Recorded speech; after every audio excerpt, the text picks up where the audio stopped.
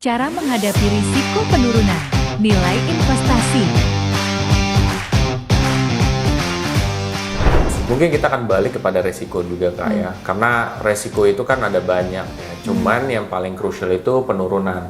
Nah ketika mereka turun itu berarti mereka ada solusi lain nggak Kak? Misalkan apakah aplikasi mereka matiin atau mungkin ya udahlah saya mungkin sebulan sekali aja ngelihat dari mungkin di Kesei atau di mana gimana Kak? Oke, kalau aku ngelihatnya balik lagi nih, ketika kita investasi itu harus udah tahu konsepnya. Jangan jadi pengennya investor, tahu jadi trader, atau jadi trader jadi investor. Oh gitu ya? Nah, jadi awal memang kayak harus lebih ke konsep dulu kali ya. Kalau misalnya kayak aku nih, aku udah, kita ngomong saham ya, misalnya aku punya 2 account, let's say. Satu aku memang sisihkan untuk memang jangka panjang investasi.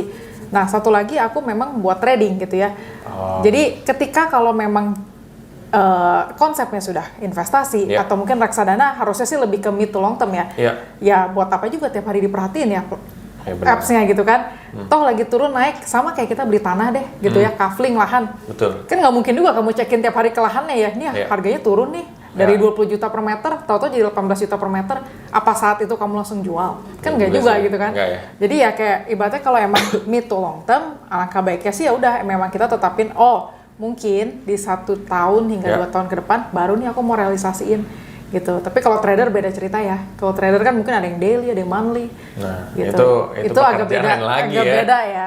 Betul. Jadi kalau misalkan sahabat jam sendiri mungkin punya kesibukan sendiri, aktivitas sendiri, itu juga bisa menjadi alternatif itu reksadana, di mana kamu bisa ya tidak perlu musingin lah, nggak usah lihat-lihat portofolio terus-menerus. Mungkin ngecek berkala, kalau aku pribadi sih kayak setiap bulan sekali. Jadi nggak yang panik gitu. Kalau misalkan kita setiap hari itu pasti panik banget sih. Itu mungkin salah satu cara ngakalinnya. Kalau zaman dulu saya pemula, ini jujur-jujuran ya, itu saya uninstall aplikasinya ya. Tapi itu dulu, tapi pas sudah bisa control itu udah bisa jauh lebih baik juga. Nah mungkin Kak di sini Kakak ada tips nggak nih buat sahabat jam semua kalau misalkan mereka ngadepin resiko investasi, apa yang akan dilakukan sebaiknya gitu? Bisa nggak Kak kasih tips? Spesifiknya reksadana? Iya, spesifik reksadana atau mungkin investasi secara general plus sama reksadana. Oke. Kalau ketika terjadi penurunan ya? Oke, penurunan itu balik lagi ya, sifatnya tuh penurunan tuh lebih karena apa? Karena fundamental secara global. Karena kita tahu ya pernah kejadian pandemi 2020, ya kan?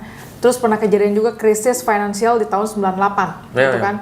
Itu kan lumayan memang apa ya? Secara bukan saham atau bukan reksadana produk TOK itu aja yang bermasalah, tapi kan overall itu bermasalah gitu kan.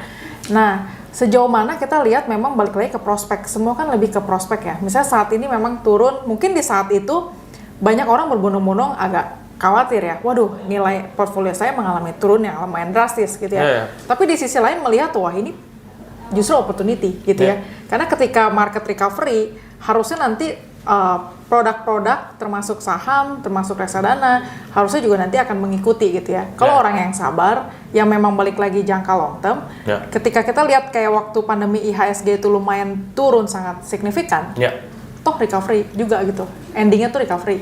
Nah, kalau misalnya mau recovery, ya kita bilang kita punya ada dana lebih. Kalau yang berani dalam arti yang memang agresif, mereka pasti akan beli. Cicil bertahap gitu ya. Mereka tetap beli, mereka tetap rutin, konsisten gitu. Nah, karena ya kita balik lagi, kita percaya bahwa Indonesia secara tempat untuk investasi itu masih layak, bahkan dianggap oleh orang asing itu sebagai tempat yang memang punya potensial upside yang masih cukup tinggi dibandingkan negara-negara ASEAN lainnya gitu ya. Terus kenapa kita enggak sebagai orang domestik yang juga percaya gitu sama Indonesia gitu.